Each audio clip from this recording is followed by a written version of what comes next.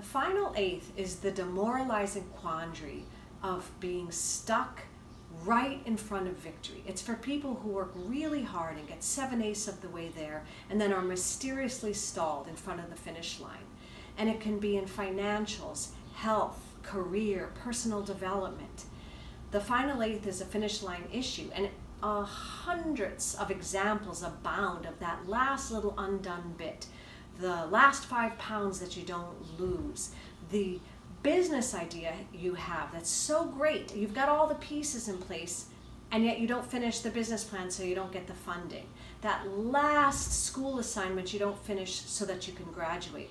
Or the licensing exam you keep putting off and you prevent yourself from getting to a pay grade that could be better for the rest of your life. Or you're so good at your singing lessons, your voice teacher invites you to the choir, but you don't go. It's very painful. Why do people stop themselves before finishing the final steps to their goals? That's a great question, right? Because it's not logical to stop right in front of the finish line. Why not just double down and do it, right? Because you can't, otherwise you would.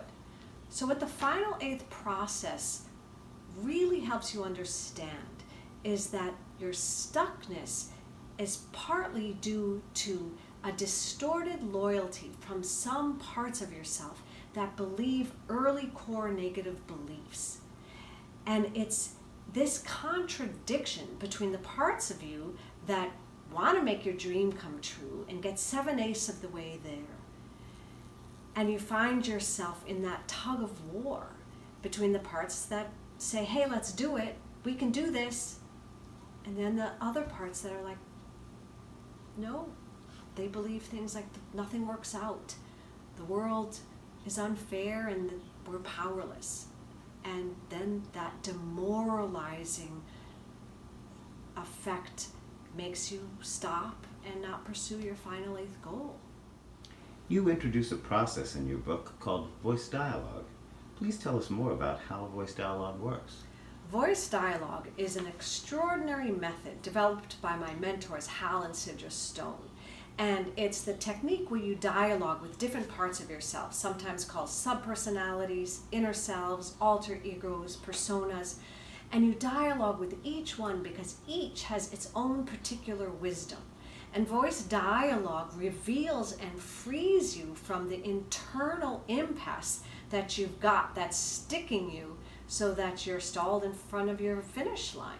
Is this what your subtitle, Enlist Your Inner Selves to Accomplish Your Goals, refers to?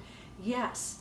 You think you want your goal with every fiber of your being, but the truth is, not every fiber is actually for your goal.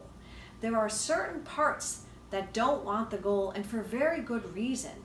And my book teaches the reader step by step how to dialogue with each inner self to find out their wisdom. You say that it's important for us to listen to all aspects of ourselves, including the inner critic, procrastinator, angry one, and other alter egos that are in the way. Why is that? All selves have wisdom to offer. Some of it can sting, some of it can be helpful, some of it can be exhilarating, some of it's a total surprise, some of it can be quite difficult. But every self has the noble purpose of protecting ourselves. So the idea is to get curious, dialogue with the self. What's going on? For example, your inner critic. You're never going to get rid of your inner critic. It's there for life. But in my book, I show you how you can turn your inner critic from a bully to a lifelong ally. I have this great exercise I love to do. Let's do it now. I ask my clients, so what are some great things about a particular subpersonality, especially one that might be giving you trouble? So let's do the envy self, which is very painful. I'll do my envy self, which hurts when it's triggered. So what are some good things about my envy self? My envy self tells me that I want the thing that I envy.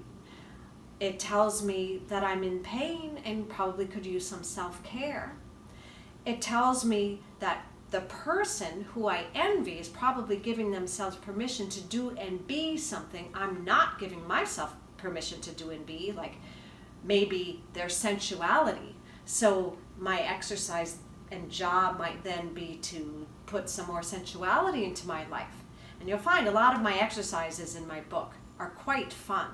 And the other thing my envy might be telling me is to motivate myself and go and do the work to get as good as the person I envy is at what they do. So I suggest you do that exercise a lot. What are some good things about a subpersonality, particularly one that's given you trouble?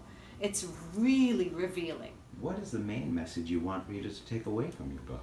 The main message I want readers to take away from the final eighth, Enlist Your Inner Selves to Accomplish Your Goals, is to be curious. This is an adventure. The final eighth process is a galvanizing exploration where you get to meet alter egos like your optimist, your visionary, your playful one, your healer. You can now access your inner team of canny advisors, wise counselors, magical sages who can give you the precise advice so you can use the superpowers that can help you break through your stuckness and cross your finish line.